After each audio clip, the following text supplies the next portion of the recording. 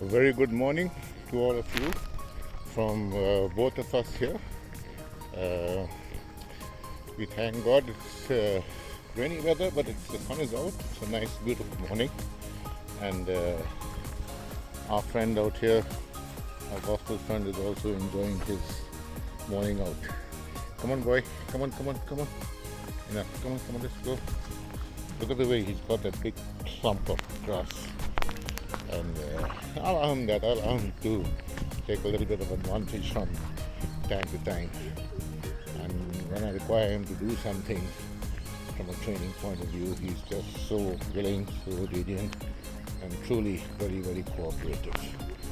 So God bless this beautiful horse, Tiro, that he has given us. Come on, boy, keep walking. So the last time, I think the last two clips we were talking about and trying to show that how Israel, the Jews, the nation of Israel, were assigned people. They wouldn't believe anything without a sign. And we also know, we traced it right back to the book of Exodus, where when Moses was called up on the mount and when he was to lead the children of Israel out of bondage from under the heavy hand of Pharaoh, Egypt, he asked God, he told God, he said, I need a sign so that these people can know that you are the one. And so God gave him the sign. And that was the start of signs, wonders, and miracles for the Jew, for the nation of Israel.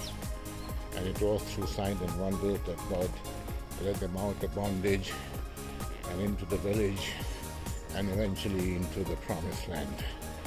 And only those of faith got to enter the promised land, because in spite of the signs, wonders and miracles, people who were not of faith, who were stiff-necked, stubborn, refused to believe what God said out of fear,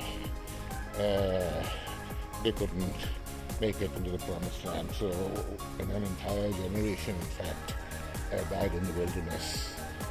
And that is a typical example of what the Bible constantly refers to, especially when you come into the New Testament, especially in the book of Hebrews.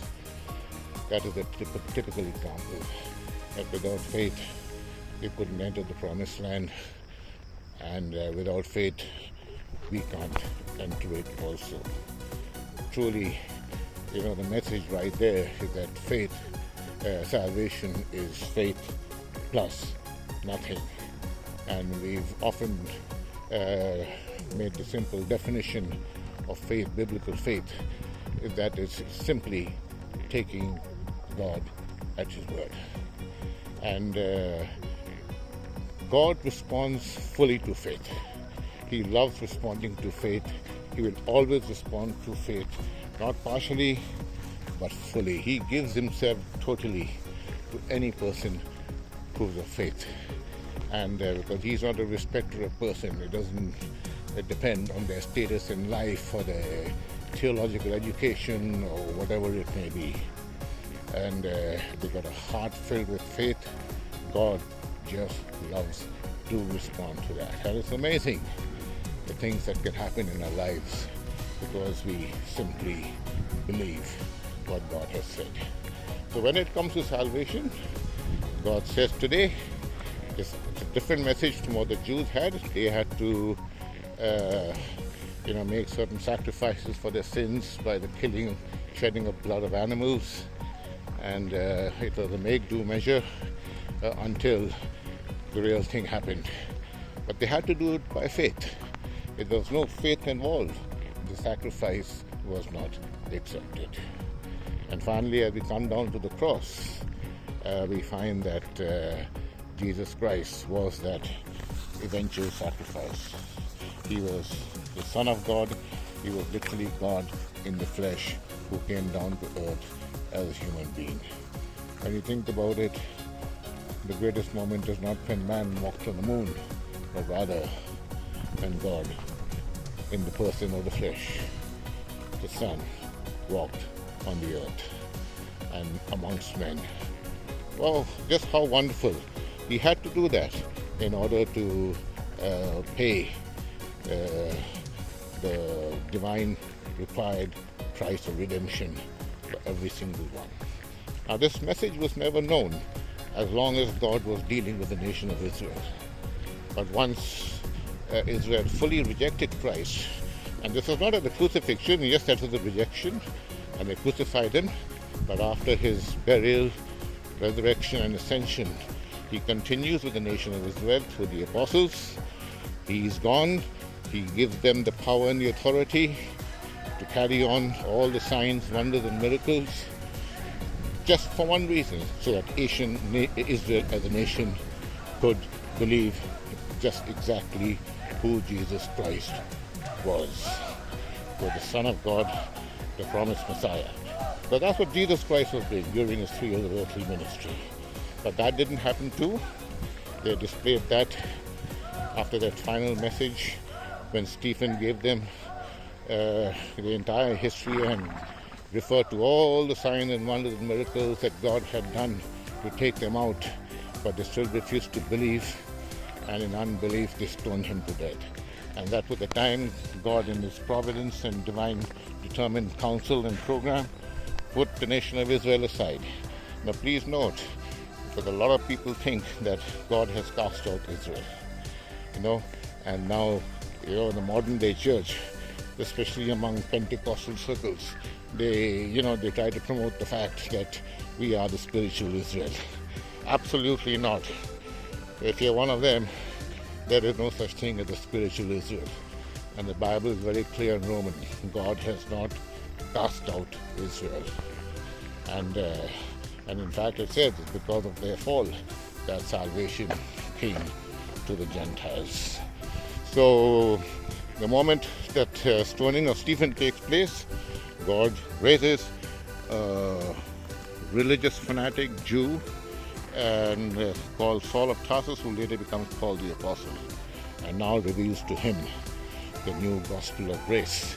And that is salvation that comes through the death, burial, and resurrection of Jesus Christ. This is without the law and without the nation of Israel. That great commission that was meant for them was no longer happening. And so for us, we don't have that great commission.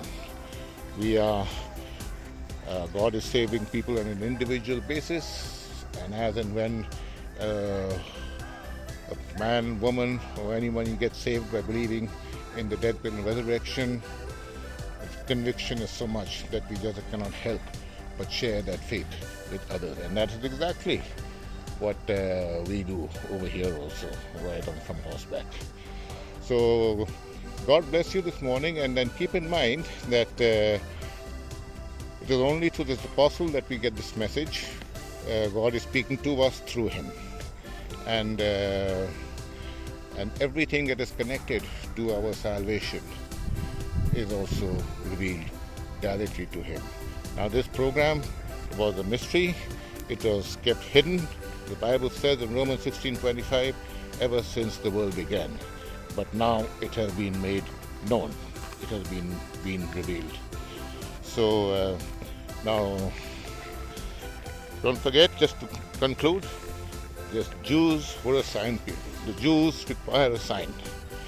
But we have discussed that the moment we believe, we are justified by faith, which means we are declared just, righteous in the eyes of God because of the finished work of the cross.